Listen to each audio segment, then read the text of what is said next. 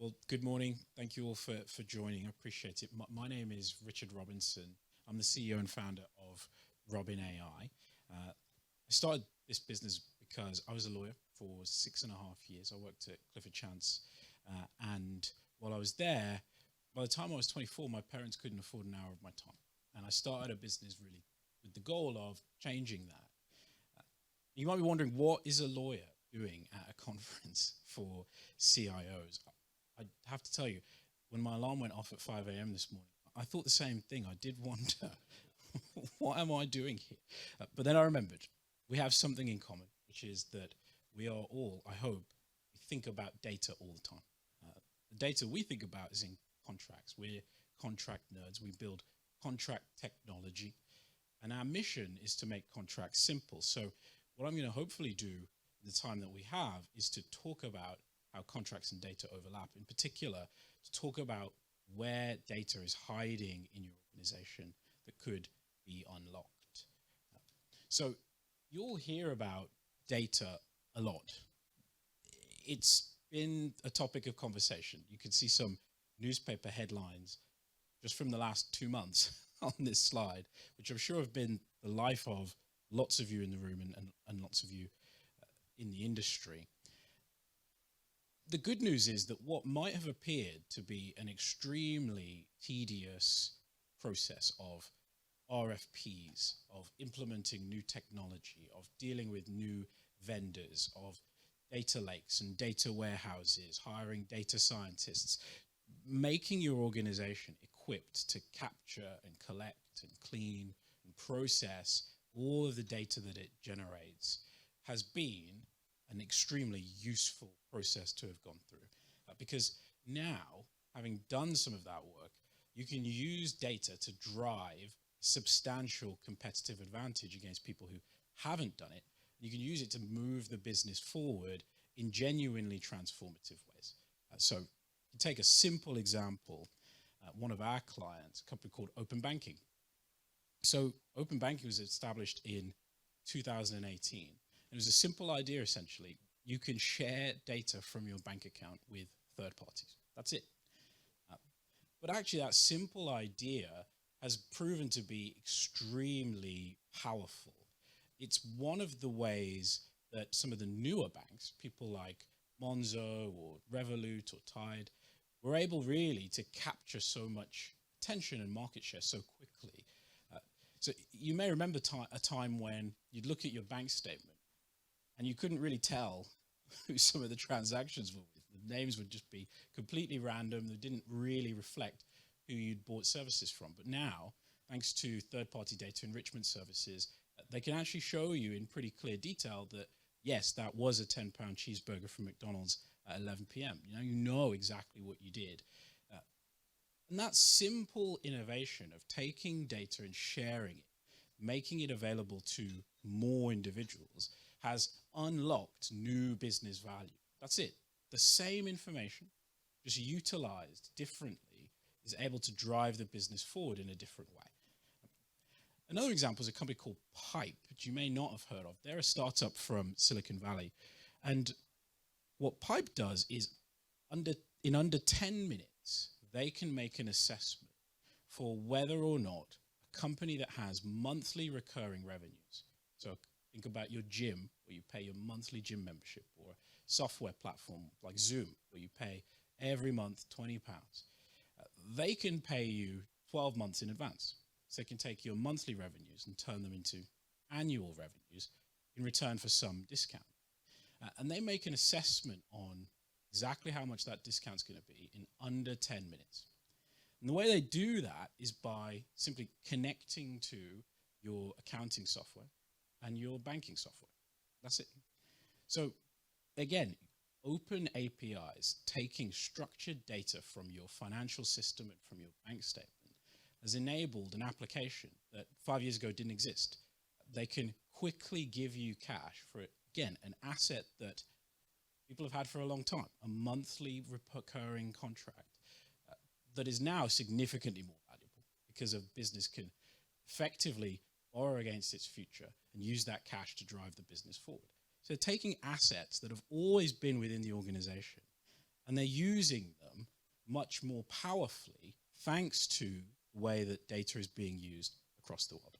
So we at Robin certainly believe that this is the future, that technology is enabling companies to take their data that, thanks to people like you guys, is becoming increasingly structured, and then use it to do entirely new things that unlock business value. So how does that happen? What is that journey towards more structured data assets? Well, I've coined this phrase. I can't imagine anybody else is ever going to use this phrase, I have to tell you. I don't think it's going to catch on. But I've tried. I've called it the structured data journey, because the way we think about data is that it really has 4 phases. The first phase is what we call the manual processing phase. And this is basically the disaster phase. This is how it all began. This is what my dad tells me about all the time. Back when he was at school, there were no laptops. Of course, there weren't. You just have pen and paper.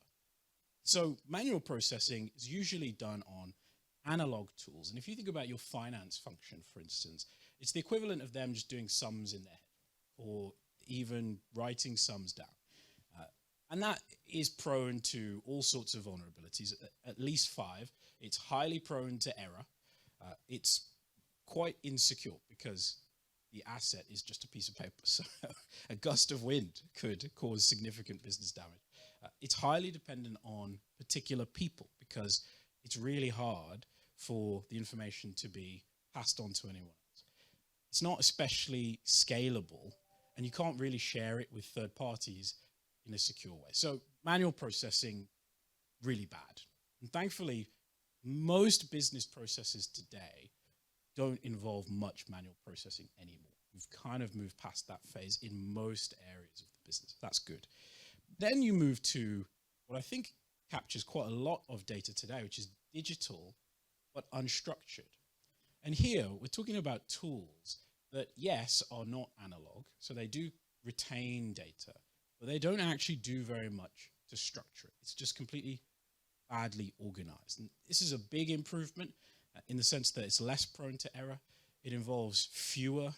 It's less dependent on the particular person who's doing the process being sober and competent and staying with the organization because you have some record of it. For your finance function, this is the equivalent of them using a digital calculator to do their sums. It's definitely an improvement, but there's still a way to go. And then we move to the structured data phase, and this is where things get much more interesting. This is what we're seeing increasingly. And the structured data phase is almost the equivalent of your finance function using Excel or a more sophisticated database, right? Because it's very deliberate.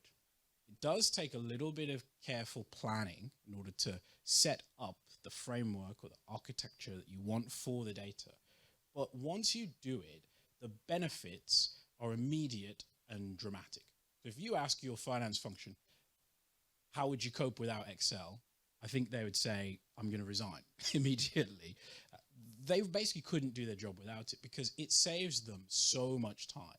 It means they don't have to do arithmetic in their own head. It means they could share it with somebody outside the business and they could understand it very quickly. It creates almost this common language and this structured data that enables tons of business processes. I still think personally that Excel is one of the most powerful pieces of software in the world by some distance because it effectively enables you to create structured data from unstructured ideas, thoughts, data that would otherwise be scattered around. So it's really, really, really powerful. And then you enter the final phase because once the data is structured, then you can do extremely powerful things with it. And in this phase, you start to build, or other people start to build, applications, services, APIs, ways of sharing information that can use that data to do new things. And so Pipe, like I mentioned before, if you don't connect it to your accounting software or your bank statement, they could also take an Excel. You can upload Excel documents to all sorts of software databases, and the computer can understand how the information needs to be passed. So the utilization phase is where you can start to take connected, you start to connect the data in your database to other services. That starts to unlock value. This is the equivalent of your finance team using tools like Xero or QuickBooks. These are effectively applications that operate on the basis of structured data to automate tasks or do new things that help the business move forward. So this is already happening, but as usual, the pace of change is different across different types of assets. And for you, it's different across different departments in the organization. And one area where we believe there is a neglected data asset. In fact, previously, I don't think anybody thought about these assets as containing or thought about them as data assets, is in contracts. You see, your contracts contain a record of everybody you've ever done business with and all of the terms on which you've done it. That is an extremely rich repository of data. It contains a lot of your financial risks. It contains a lot of your commercial terms, your contracts with your suppliers, your lawyers, your vendors, your recruiters. You've got contracts that contain your commercial terms. You've got contracts with your channel and delivery partners.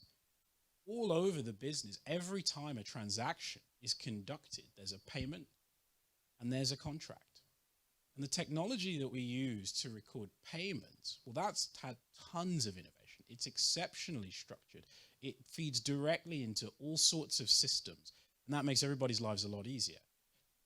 But the technology that we use to make contracts, that hasn't actually changed since the 90s. The predominant tool used today for building contracts is Microsoft Word. And Microsoft Word, that's the same tool you would use to write a letter to your grandma or to write your CV or your resume. This itinerary was probably made in Microsoft Word. It's basically an unstructured editing tool where you can write anything. It's like digital paper. It's phase 2. So whilst your finance function is all the way in phase 4, your legal function, your sales function, every time they transfer your commercial terms, they're all the way back in phase 2.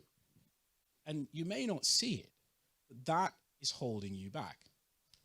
You see, the consequence of using the wrong technology is that there are all sorts of pains that we've just gotten used to, that we've overcome in different ways. We've hacked around, as we would say at my company, that we're ignoring. So for instance, there's no default encryption in Microsoft Word. When we sell our software, we get a long list of procurement questions. People ask, how is data stored? And I have to communicate about the encryption standards I deploy. There is no encryption in Microsoft Word. Some of your most valuable data lives in a system that is totally unencrypted and needs passwords to be added to it. They're not passwords by default. There's no version control. So actually keeping track of who knows what is extremely difficult. You normally have to use a separate business system, like a document management system, to fix the mistake that exists in this document editing tool. There's no automatic metadata capture. I mean, there is, but it's not very interesting. It's stuff like, when was this file created? Well, that's not very useful. But things like, what's the liability in this contract? Who is the counterparty? Where were they incorporated? What's their registration number? Who's the addressee? Who's the primary contact? None of that information is captured in Microsoft Word because Microsoft Word wasn't designed to capture that kind of information, right? It's completely unstructured. There's no collaboration. There's no native communication capability. So you have to email these documents. The single biggest vector of cyber threat to your organization is people sending emails and using their emails. And yet, your law firm, I promise you, transfers some of your most sensitive, confidential, sometimes market-sensitive data to and from you by email. And the reason they do that is because that asset is built in a system that doesn't have a native communication capability. So you expose yourself to a ton of risk. I think this is something that everybody just ignores because we've gotten used to it. But the truth is, it's not just about the downsides and the risks. We're not taking advantage of the opportunities that come from using structured contract data. And that is, for me, the problem. It doesn't end there, though. Microsoft Word's not the only culprit. Because what happens once a contract has been negotiated and we're ready to sign it. Well, thankfully today, we typically use some kind of e-signature tool. When I was in the legal industry, we did not do that. We had to print these documents off late at night. I had to get them signed. I had to send them out in the post all over the world, get them back and compile these ink signatures. Thankfully, we typically use e-signature today. But either way, once it's done, we convert the document to a PDF. And a PDF was never, ever, ever designed to capture contracts. We really only do that so that it can't be edited. That's the idea. We don't want this document to change. It's a security measure. But that's a bit like taking a photo of the contract. All of the data inside, even in unstructured form, it's just gone. We can't capture it anymore. And what we've done is build an entire industry, optical character recognition, where we train computers to try and extract the letters on the page and turn them back into words. We're trying to take text from a photograph so that we can use the data in our contracts. That's how bad a situation we found ourselves in, and we just treat it like it's normal. So if you've ever seen a due diligence exercise where lawyers stay up all night reading through contracts to work out what you've signed, it's because of this. If you've ever seen situations where you negotiate the same contract again and again, or you're waiting 2 weeks for the legal team to come back to you, it's because of this, because the way that we capture this data is completely wrong. It was never fit for purpose. So imagine what you could do, what your teams could do, if they had structured contract data. Well, your legal team would be the most happy, and I know that for a fact, because they could reduce negotiation times. They would massively improve well-being. You could improve time to value. You'd reduce the number of requests that go to your legal team full stop, because when data is more structured, it's much easier to automate processes, but also make them simpler so that people who don't require deep expertise can utilize them. So I can make a financial model in Excel, despite the fact I'm not an accountant, I'm not an expert in accounting, because the tool has made a task significantly simpler. It's not just your legal team, though. The finance team would know exactly who to invoice and when. And I can assure you, they would be grateful for that.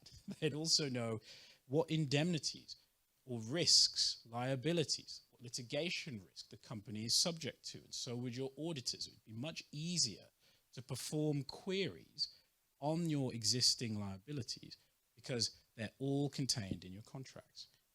Your marketing and success team could get customer lists, and your sales team could compress sales cycles. And that goes directly to the bottom line. These things will affect revenue and costs, the core items that your board of directors are thinking about. And who knows what else?